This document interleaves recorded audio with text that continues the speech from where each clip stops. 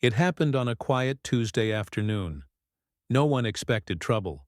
Not in a place like Marge's Diner, where the biscuits were soft, the coffee was strong, and the regulars even stronger. But then again, no one expected him to walk through the door either. The gang member, tattooed knuckles, leather jacket, worn from fights, not weather, eyes scanning the room like it owed him something, and sitting right in the middle of it all was 90-year-old Henry Calhoun, World War II veteran. Bronze star, and the kind of man who still stood when a lady walked in, even if his knees begged him not to.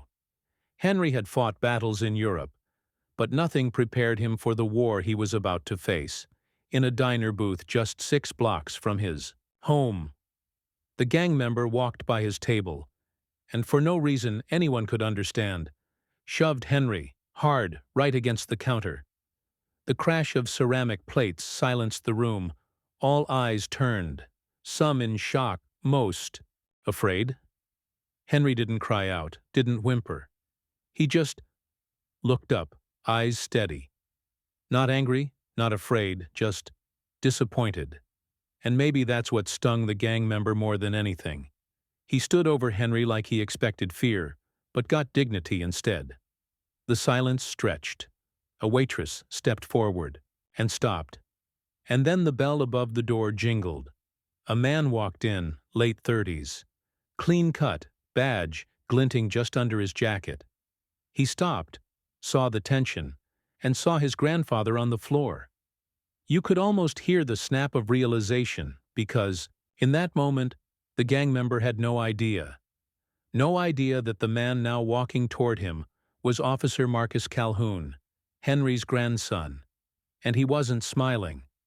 Marcus didn't raise his voice, didn't reach for his weapon. He just said one word: move.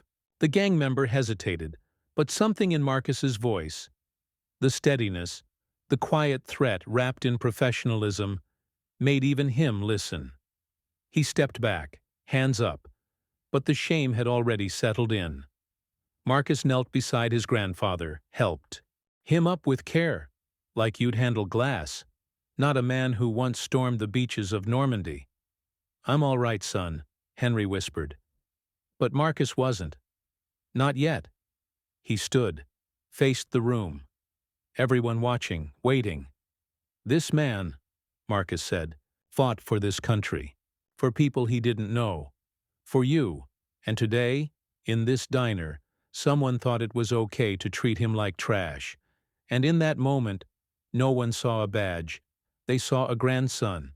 They saw a soldier's legacy. They saw what respect is supposed to look like."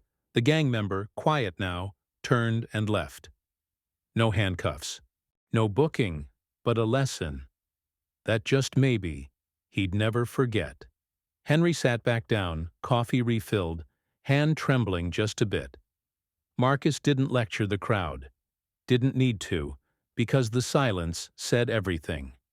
And as the diner returned to its soft clinks and quiet chatter, there was one new sound. Applause. Not loud, not staged, but real. Sometimes justice doesn't need handcuffs. Sometimes it just needs a man to stand, even if the one who really stood tall needed a cane to do it. If this story moved you, hit subscribe. Share your thoughts in the comments, and if you've ever seen a quiet act of courage in an unexpected place, we want to hear your story, because sometimes the smallest moments reveal the biggest hearts.